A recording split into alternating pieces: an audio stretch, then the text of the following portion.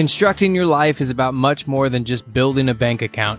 Each week, join real estate entrepreneur and mindset coach Austin Linney as he interviews guests who are constructing their dream lives and impacting the world around them on a daily basis. If you're an entrepreneur or wanting to start a business, or you just want to hear motivating stories of how others have overcome the odds, you are in the right place. And now for your host, Austin Linney. Guys, welcome back to Construct Your Life. This is Austin Linney here. I have the pleasure of having Mr. Zach here. How you doing, my brother? What's going on, man? Thanks for having me on. Good. Well, guys, he is, I don't know what he's doing over there in Indiana, but he's doing some stuff. A young, just gangster in the real estate game. Going to tell us about everything he has going on, wholesaling, brokerage, doing multifamily, basically covering all the bases. So I'll let you start where you want to start, my brother, and we can go from there. Sure. Well, I really jumped into everything while I was in school. I was going down to a school in Florida called Florida Gulf Coast University, and I had an interest in real estate, but didn't really know where I wanted to start. I grew up, my grandparents had a couple of single family rentals. So in the summer, I was over there painting and fixing stuff. And that was not really how I saw myself getting into real estate. But long story short, got an internship at some real estate company, and in the rent to own space, figured out very quickly that wasn't really what I wanted to do, and got my real estate license down in Florida, moved to leasing to college students, and figured out that, man, there's not really much money to be made here. So I wasn't selling houses on the beach or anything like that and making these massive commissions. So I decided to move back to Indiana and start buying up my own property and renting to other people. And I got licensed here in Indiana. So I've been brokering, buying some single families that transitioned or snowballed into multifamily. And so for the last probably 2.5 years or so, 3 years in Indiana, I've been brokering, wholesaling, buying, flipping, you name it, trying to, figure out and kind of find my path and just making it happen. Mm-hmm. And I want to make a point of this. How old are you? 23. Be 23 here. 23, 24 guys. here very soon. 24 here real soon. So, it's not like you wanted to do those things, right? When you there's not a lot of money in it, but you didn't know that at the time. You only knew what you knew. And right. It was a start, right? And I think, yep. But so many people don't want to start at all. It needs to be perfect. So I will say this too. I kind of caught a lot of I don't know if you want to call it shade or just, hey, you're buying pretty crappy houses. What do you, what's the plan here? Right. Kind of what are you up to? And then that kind of started to work. And, I did at that point in time, I was like, man, I didn't really know what the heck was going on. And so I think getting through that first deal helped me kind of realize, okay, there is some money in this, and not everyone else is doing it. But that's okay, right?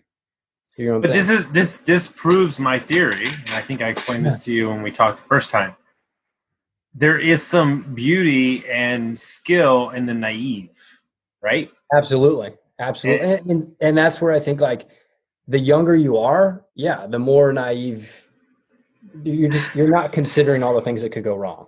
Right. But more importantly, your net to fall is not that far either. I mean, what are you going to do? You're going to buy a regular couch instead of a blow up? I mean, it doesn't really matter, right? I mean, back then it was all right, well, so you're either going to go valet cars for 4 days this week or 5. It doesn't really matter. So, yeah, no, 100%. I love that. I mean, that's the truth, right? And then honesty. Somewhere along the way, right, you wake up and you're like, holy shit, this is working, right? And so this is why I think, guys, the first deal is so important, because you cannot put a price tag on proof of concept. Do you agree with me or not? Not only proof of concept, but confidence in yourself, right? It's okay, this is working. And when I first talk to people that have never, dabbled in have never done a real estate deal, it's just this, oh my goodness, what if there's all these what ifs? And so for me, you're right. But I would also add in the confidence thing, the confidence for yourself, and then the confidence in people that maybe in your network, like, okay, hey, he's on to something here. And then that's kind of how the momentum starts, and your momentum turns into, okay, now we're doing 10 deals a month, or how, right? I mean, that's how I kind of pictured it. I want to hit this point for a minute because this is super important. At 21 and 20, and now 23, even still, sure, the tendency in your group of friends, maybe not the people you hang out with right now, but I'm sure before, is to go, rage on Friday nights and they're in college or whatever. Like, how is that still going on while you're trying to crush in real estate, or like, how do you keep that out of your face? Don't get me wrong. Like, I did the real estate, and then I raged. Like, I'm just kidding. No, like so pretty much I would say, like, I was, a pretty big dumbass, like my freshman and sophomore year. I probably could describe that even worse. And I look back, even just a couple of years ago, I'm like, holy shit, like I was doing that, like, in not a good way. Right. Sure. And when I moved back to Indiana, I kind of had like I don't know, the light bulb, a come to Jesus moment of like, okay, if I don't want to go work for somebody else, how do I prove to not only myself, but like financially to not have to go and like ask for money or trade my time. Okay. And so that's when I figured out, okay, well, if I come back and do this, I'm going to have to kind of, for lack of a better term, like eat some shit and go study and be a sponge and figure out what is the kind of like education or knowledge I need to get my hands on so that I can figure out, hey, here's how I'm going to go make money by myself, for myself, and not have to go get a job. Does that make sense? 100%. And so like, are you now a broker? Yeah. I mean, the term in Indiana, broker and real like agent, is interchangeable. I'm not, it's not my own brokerage. No. But do you have people underneath you or no? Yes. Yeah. Oh, how many people? On my team. Huh? How many people? Three. So we have a gal who's 20, another guy who's 21, just turned 21, and then another guy who's 26, 25 maybe. 2 years ago, did you think you'd be in charge of other humans the way? That's where I want to hit for a minute, right? Because you're still trying to figure it out for yourself too, right? 3 years ago, I was like jumping on tables and shit. Like, I mean, and all of a sudden you're the boss. Yeah. So what's that transition like for you? I mean, because I would imagine it's because here's the deal, right? You're almost going out and just doing you.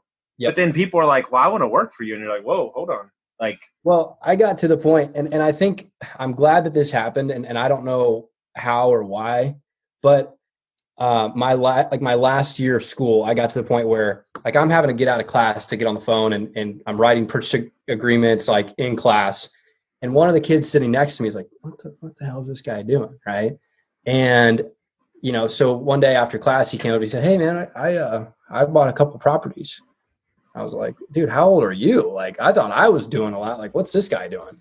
Mm-hmm. And so that was kind of the first like person that I had like approached me that was closer to my age, that was interested in what it was that I was doing. Mm-hmm. And then I started to, I figured out, okay, hey, he's buying some property, doing kind of the same thing that I was doing. And he's like, yeah, I've been thinking about getting my real estate license. And he's like, I see you're always on the phone. Like, you're always doing stuff. Like, can I come hang out? And this like really organic relationship turned into what is now the, 3 people is not very many people, but has turned into like almost the leadership role that I've taken now in helping these other people. It's not just me out there fending for myself, but it wasn't like I was out there like, okay, I'm going to have all these people that work for me. I got to the point where I couldn't handle all the business that I had.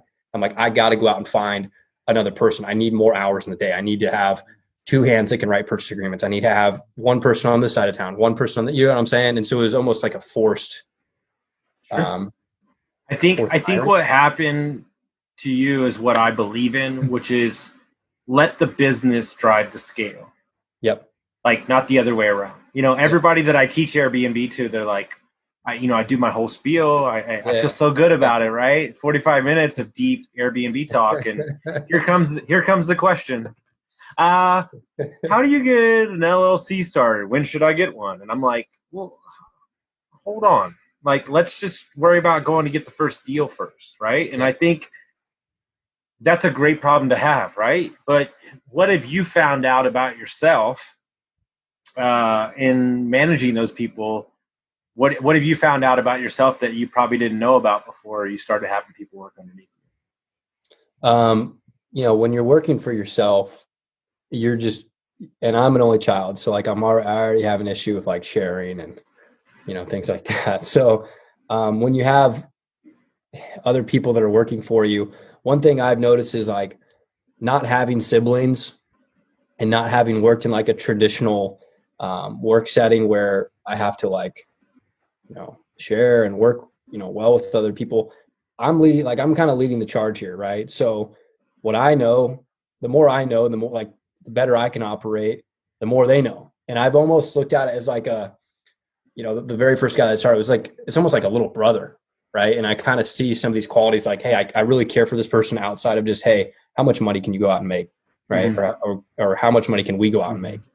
And it's like, it's a quality that I've never felt or experienced before just because I don't have any brothers or sisters. And so something that I find myself caring more than just like, all right, here's what you got to do, go do it. Right. It's like, hey, how is what we're doing here going to help change this person's trajectory in their life? And I enjoy that. Like I enjoy the growth that I've seen, you know, a 20-year-old kid make in the last 6, 7, 8 months through hopefully some things that I've taught him. Mm-hmm. And it's an interesting thing because we as people, and how do you get over this? Because I'm asking you as a young person, how do you get over when that voice in your head creeps in and says you don't know enough to be leading these people, or you don't know, like it's the same thing I tell like my clients when I'm like, you're 20 years old and you don't have a real estate license, start a podcast. They're like, well, I don't have anything to say. I'm like, no, yeah, you do. Like so what do you tell yourself? Because we tell ourselves that we don't, but everybody has their own story. There was a particular moment when I first started, like I was already brokering for a little while, but it was the first building that I purchased, like first multifamily building. And I was writing the contract and I had no idea what was going on. Like, I'm not kidding you. I was like, you know, and I will never forget that feeling. And so I think back to that and what I've been able to learn. And I'm like, if there's someone that's ever in that kind of position and I know literally anything more than how I felt in that position, I can surely help someone. Right. And that I'm probably not doing a very good job of explaining that, but that feeling that I got when I was going through that was, man, I don't know what the heck's going on. And through those last couple of years of like learning and meeting new people and just being, like I said earlier, a complete sponge, I'm like, surely I have something to offer here, right? Sure. And if they can't take a little bit of a piece out of what it is that I'm saying, then maybe I'm not the right guy. But how, and this is super important because it's something I've been thinking about all day today. Okay. How do you not have success that you've had? And we're going to get into the tactics of the real estate stuff for sure. How do you not have an ego about it? Like, how do you not think I'm hot shit? No, I think I did until I lost money or almost, you know, like, I mean, I got hit in the chin and I think I told you this. Yeah. Talk. I flipped a house in like 40 days and I just moved back from Florida. I was still in college. I was like, man, I just made 15 grand, you know, like that. Mm-hmm. And I kind of thought my shit didn't stink. And I got into another one too quickly. And I was like, I'm just going to do it again. Like I can't be stopped kind of thing. And I'm lucky that happened then because in the grand scheme of things, it wasn't that much money, but it's like I told you, you don't lose that feeling of, especially when it's someone else's money. Like when you make a mistake and that's the one thing I love about real estate is you can usually understand and raise your hand and say, hey, that's on me. I made that mistake. And that's why we lost money. Mm-hmm. And I don't want to put another person in that position. And if I can help that, like if I can help other people learn that kind of transition of, all right, here's the things that you need to do to prepare yourself and really make sure that you're not that guy who's like, hey, yeah, I'm the one who screwed us all here. Like, that's not a good feeling. Mm-hmm. No, I get it. So here's what I want to do, because typically I don't talk real estate on this show, but I do want to talk real estate because I don't care that you're 23. You do have, how many units do you have under your? We have two buildings. I think it's a total of like 34. Okay. So 34 Again, units. it's not. I hate the unit game. I know. I'm just using it for a reference point. Right. I'm not going to glaze over. There's 19-year-olds out there that have done Yeah. one syndication deal who are like, I have 6 million of these things. Like, dude, all right. Yeah. Money. We'll talk shit on them in just a minute. So, super important though. You're only 23. I don't care. I coach and run into a ton of people that are 18, 19 getting in the game. For the next couple of minutes, I want to talk tips, strategies, tactical shit for somebody looking to buy their first deal or not. Do they go single family? Do they buy a small multifamily? Let's break this down. Like, what does that look like? You can go off and tell like what you think you should do. You have no properties. You're brand new to real estate. Maybe you're an agent, whatever. Okay. What would you do if you had to start from scratch? If you took everything away from me today, I would go back to knocking on doors. And I know people don't like to do that. I know it sounds old school, but I would knock doors. I would knock on single family doors. I'd go to an area. And that's one thing. If you're local and you want to invest in your own market just to get started, you know the area better than anybody else, right? You grew up there, hopefully. I would start knocking on doors and I'd say, hey, I want to buy your house, right? See what people say. You're not going to buy every house in the neighborhood, right? But the thing, and this is not just a real estate thing. Like, by knocking on doors, you have no idea how to prepare for that conversation that's about to be had, right? Like, you can have scripts and kind of try to run through that in your head, but that person might open the door and say, yep, I'm going through a divorce, make me an offer. Or they may say, get the hell out of here. I don't know who you are.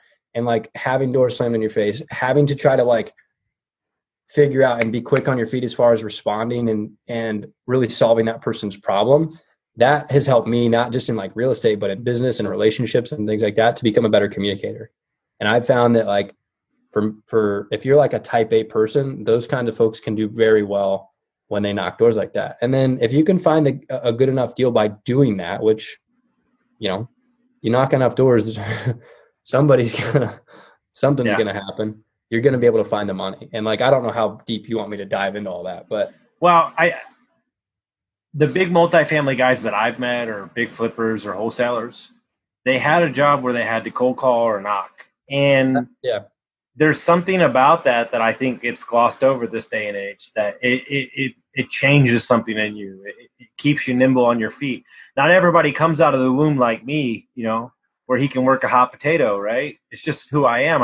But guys, understand, I was a fucking high-end bartender and server for 20 years. Like, that's what we do. It's all what we did. So I have, years of experience. And I think it needs to be said, because that's not where they want to start, bro. They want to start selling $18 million apartments. They don't want to go knock on a door. So back to my like Florida internship, I had no idea like really what lease to own real estate was.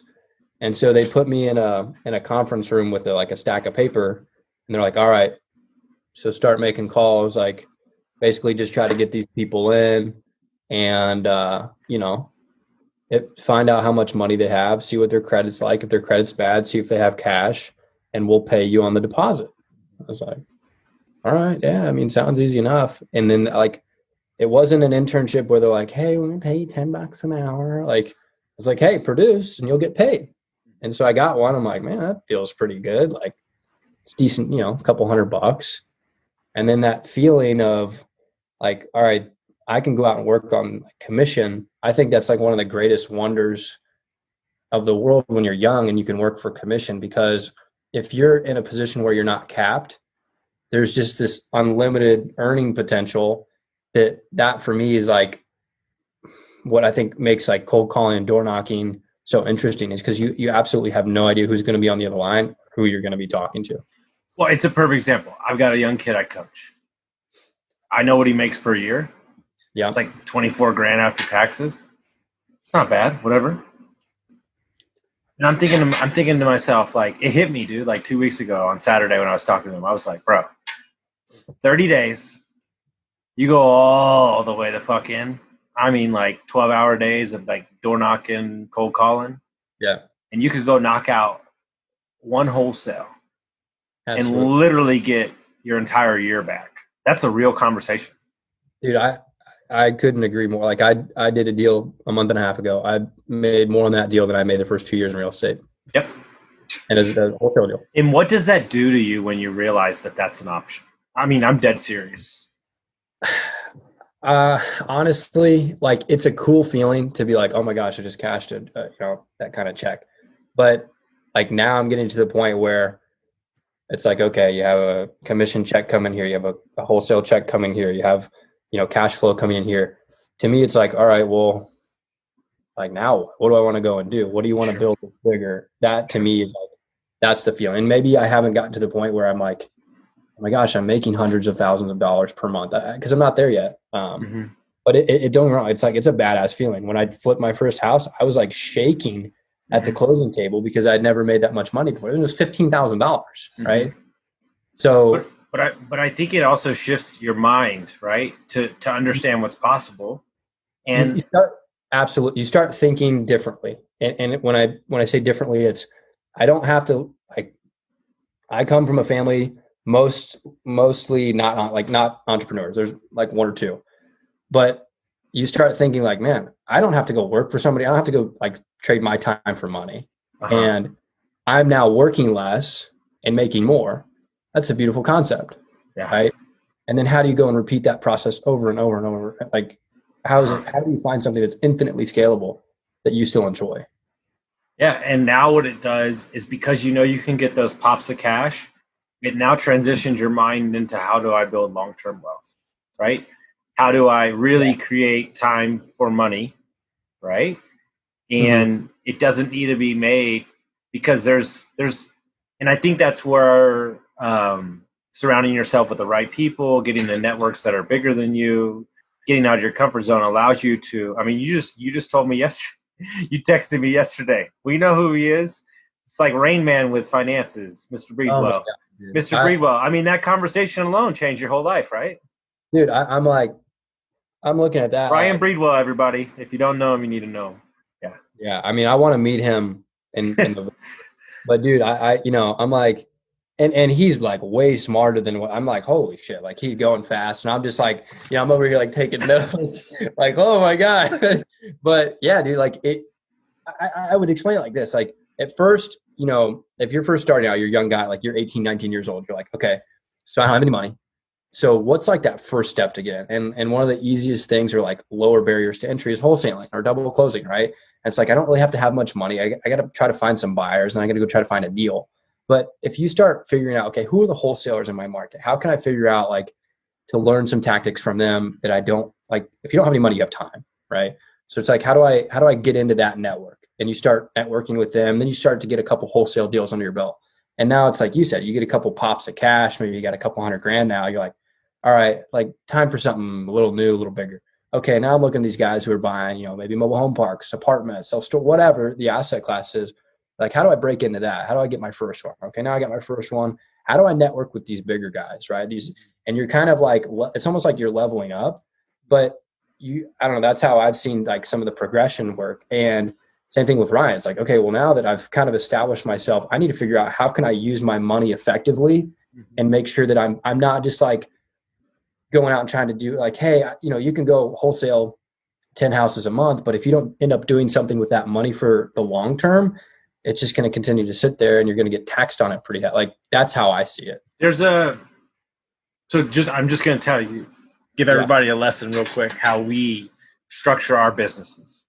So there's a book out there called Profit First. Guys, you know who you're talking to. This is not the guy that wants to dive into tax codes and money strategies, but I know enough to be dangerous. And what we've done is we've created a scenario where the net profit of the company is invested twice before it ever actually touches our hand. So now you've created $1 and you've now invested that $1 2 times before it's ever been spent. So a percentage is off to Ryan to invest. A percentage is off over here in an account that makes more money, because then when it's invested twice, then that money then buys a long-term asset that gives us money for the rest of our life.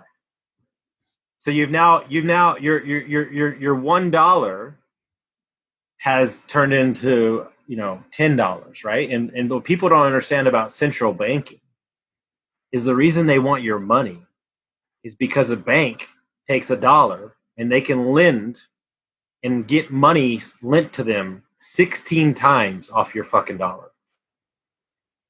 So when you deposit money in a bank account, and let's just say Airbnb, we have north of $1 million to $2 million cash running through our account.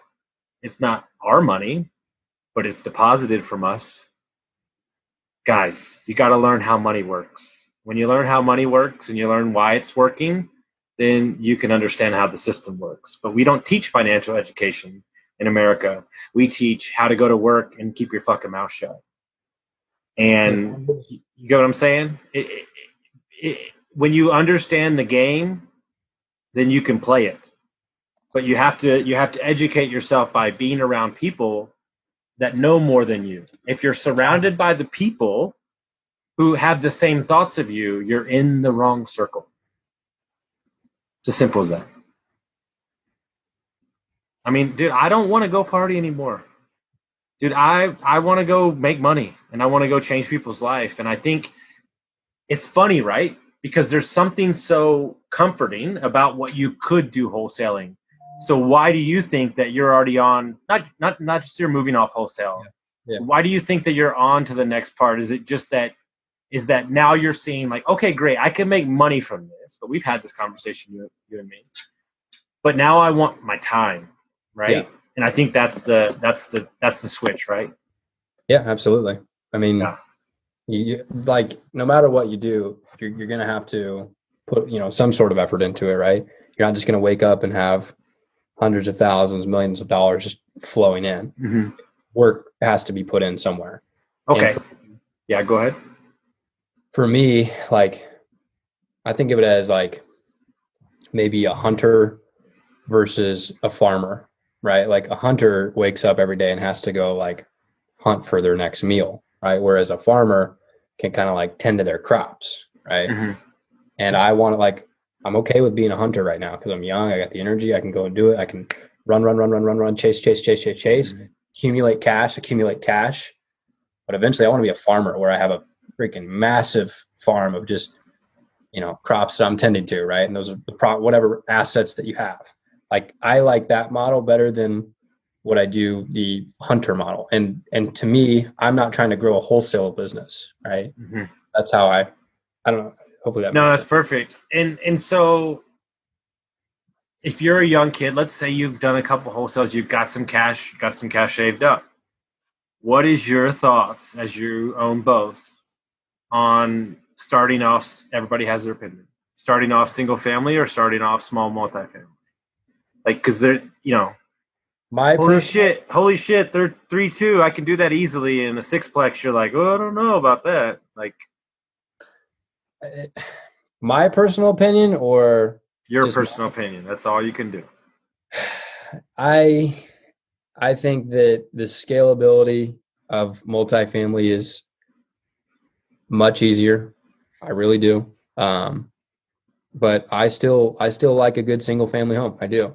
Like, I think that there's going to be demand long-term for both. I think that you're going to see lots of opportunity for good amounts of equity in single family homes, especially as older people pass away, their families get the homes. They don't want anything to do with them and they sell them for pennies on the dollar. I think that if you're young and you don't have any money and you're knocking on doors and you can go get some single families like that, super, super cheap, great. Get those properties, parlay them into some multifamily and build some long-term wealth for both. Mm-hmm. I would not get too fixated on one or the other. There's some people, anomaly, like, I don't know if you know David Tupin or not, but like, mm-hmm. dude started in big like 12 units, boom, 96, right? Like you can scale much quicker, mm-hmm. but it's in my opinion, all up to like what your appetite is. Mm-hmm. It is. You could have a 100-unit apartment building that you have 10% equity in, or you could have a single family home that you have 100% equity. And those could be your equity shares could be worth the exact same in both. So mm-hmm. I would say don't pass up a good opportunity when you see one, because I fell victim to that. Like my ego, we talk about ego. I was like in the sense of I need this many doors, and I passed up on single family deals that could have been probably pretty good, cash flowing properties. Mm-hmm. And what do you tell, because I probably get this 2, 3, 4 times a week, what do you tell investors new to the game or new real estate agents? Like, I can't buy a house, I don't got 20% down, I have zero money, I can't do real estate deals, so I'm gonna work for 5 years, and maybe I'll get enough money to buy my first house. What do you tell those young kids? They start talking to people, tell them what you want to do. Go find somebody in your space, like go be there, try to find somebody that maybe they're a little bit older. They're looking for somebody that they can take under the wing, not to take advantage of you. Cause I've been in that position where it's like, I don't know, just not a great relationship, but go find somebody. Like the best way to, find money is to find a good deal. Like you're never going to, like, we all run into the same problem. And I'm sure you can attest to this. We all personally will at some point in time run out of personal cash to invest. Right. So you look at why leverage exists is because people can go out and get leverage to continue to go out and buy more things. Like if you go out and work for 5 years to save up 50 grand, think about how many deals you could have done in those 5 years had you gone out and had some conversations with people in a room where you're not very comfortable in a room where you don't know the most, right? Those conversations could potentially change your trajectory on how you view that entire process. Just stick on that point. Dave Tupin is a great example of that. If I'm not mistaken, I've never talked to him personally, but if I'm not mistaken, he was wearing jeans and flip-flops at a meetup when he met his business partner, right? I think that's the story. Guys, look, I'll give you the best piece of advice I could fucking ever give you and I don't have any problem saying that I was probably one of the best waiters and bartenders that exist because I was good.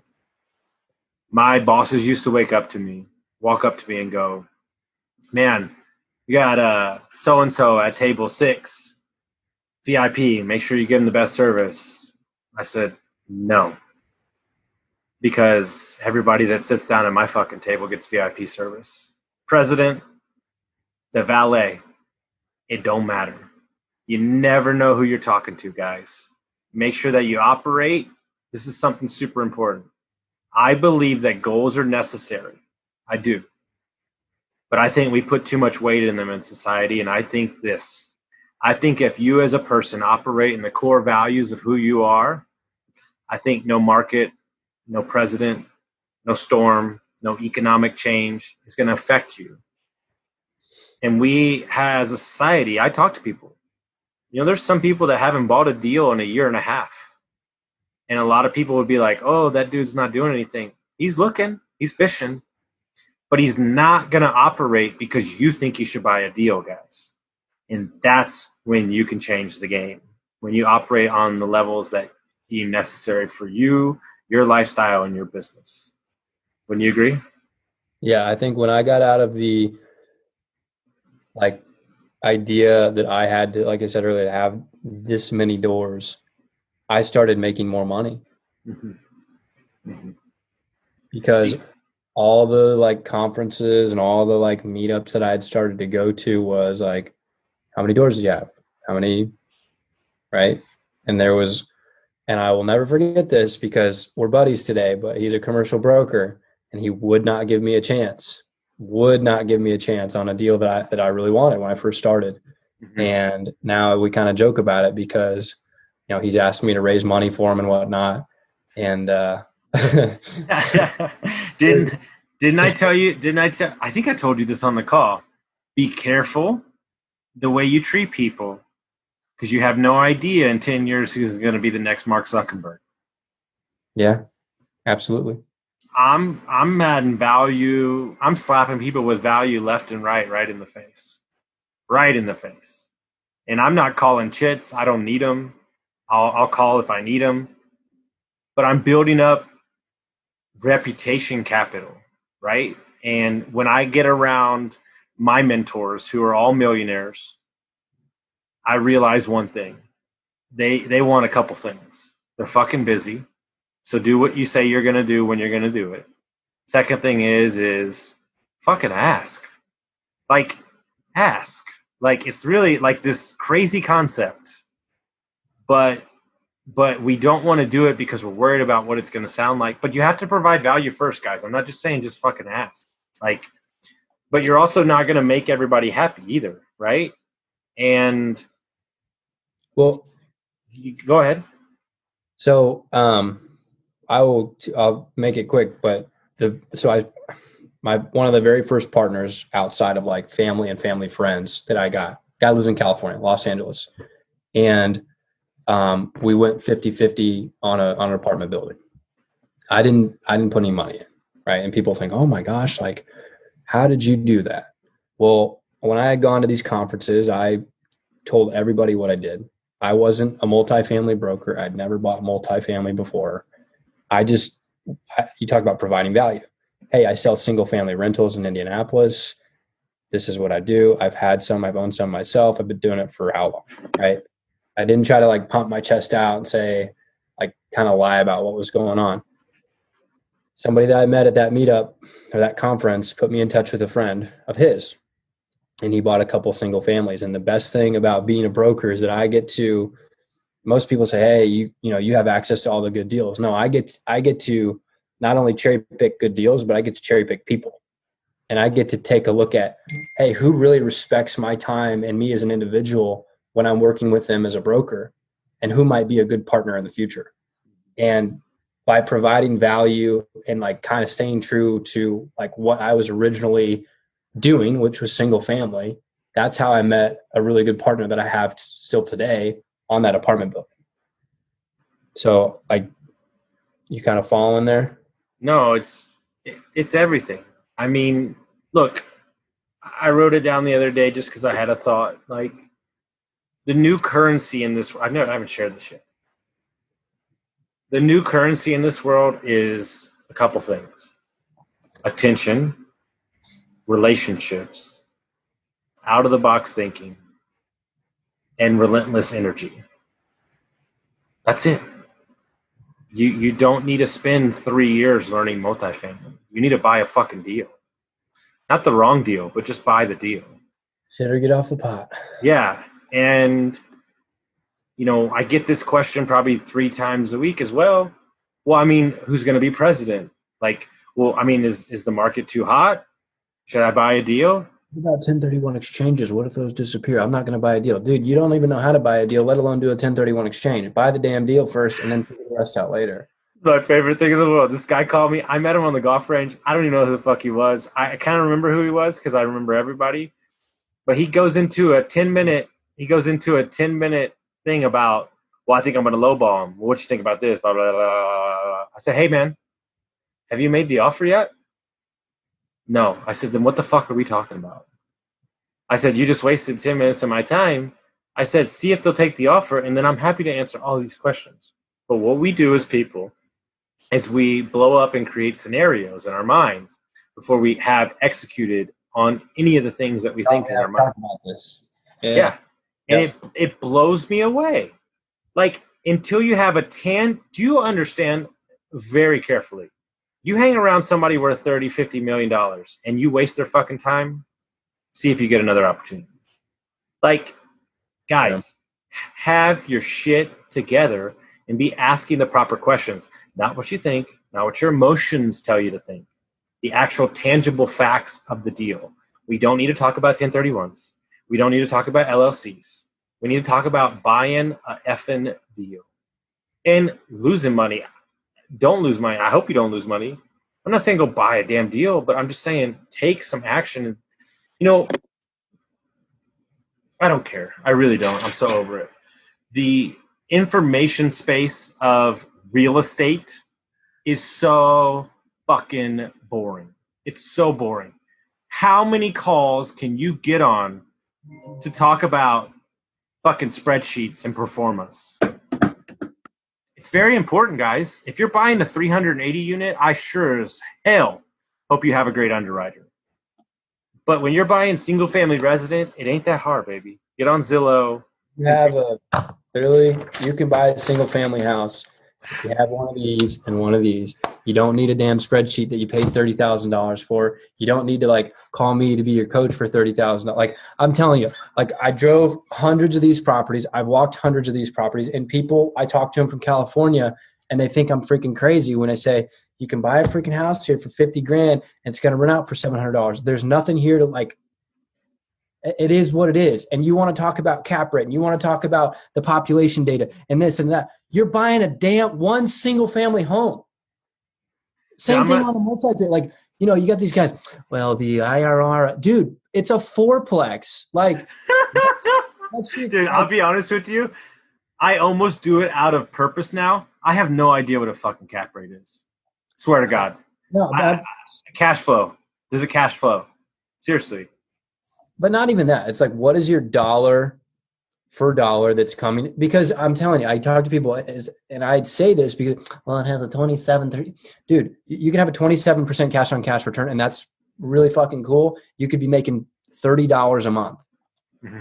It's not doing it. How many of those do you want to go buy? You want to go buy 5 million? Like, good luck. Mm-hmm. And I get so worked up about it because that's what I deal with on a daily basis. And so when for personally investing, I'm like, okay, let's dumb it down here. We're not recreating the wheel. Sure.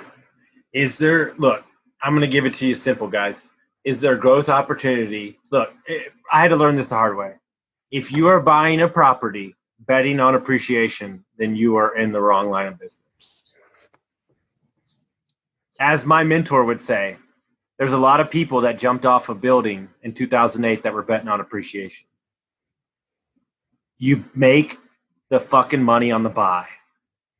Simple as that. And if you get the appreciation, it's the cherry on top, baby. But don't live your life investing that way because you'll get caught big time. What do those guys over there at Jake and Gino say? If it doesn't, something like let the grass grow. Let the grass grow. It's the truth but to take it down to a deeper level is that is a scarcity mentality. What, the appreciation? No, by having to buy a deal even though it's not a deal, right? It's as simple as that. Yeah, no, be patient, right? But know when to strike. Dude, these deals we're working on right now, it disappeared for 9 months. Just came back. Dressed cheaper. Like, it's all relative, you know? Like, but this is the only, you know what? I'll give you this and then we'll get out of here. There's this guy out of Utah. His name is Aaron Wagner. He's a commercial developer. He owns like 30 fucking businesses. I don't even know. Dude's crazy as fuck. Alone. He said that he interviewed, he just couldn't take it anymore. Didn't know why. He interviewed all the rich families in America, the Rockefellers, all the families. The only family that was still making money in the third generation was the Rockefellers. The only one. And he goes, what did your great-grandfather tell you that allowed you to be successful in business? I said, my grandfather told me to sell early. He said, because the thing that's not talked about in this world is momentum. Mm-hmm. And you're holding on to that property to make an extra 10K. And if you get caught and you can't get rid of it, losing money is going to set you back 2 years. Take the fucking win and move on. I just went through this. Take the win and move on. And more importantly, to add on to that, don't count other people's money. It was what it was. Take the win and move on. It's more important to take the win and take the cash and put it in another deal. You want to talk about taking the money? I'll just picture this. An 18, I know we're going to go. An 1890, built in the 1890s, 10-unit building, 1 meter, 1 water meter, 1 electric meter, sure, 1 gas meter.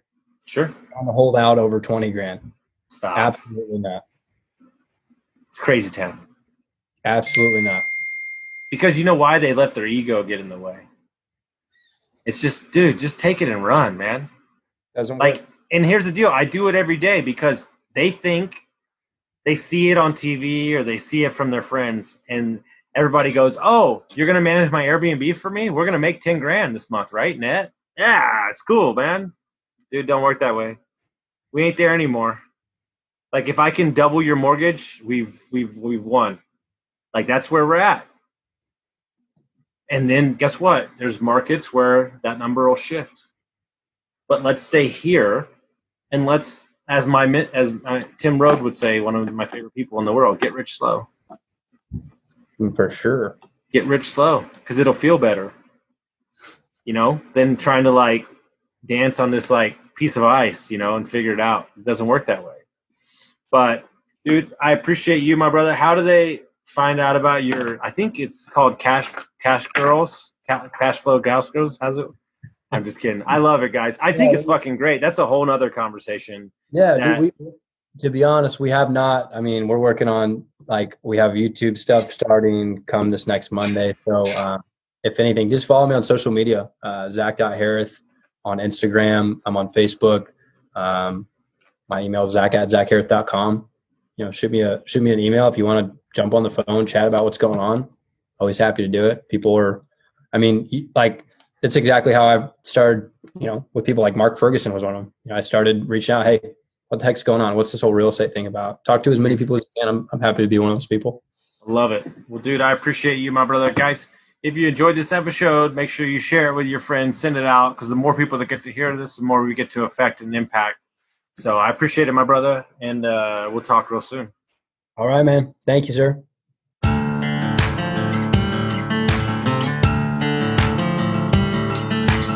Thank you for listening to Construct Your Life with Austin Linney. If you enjoyed this episode, be sure to rate, review, subscribe, and pay it forward by sharing with a friend. Most importantly, take this opportunity to start constructing your life by taking immediate action on what you learned. For show notes, resources, and more information on one-on-one coaching with Austin, visit constructyourlifepodcast.com.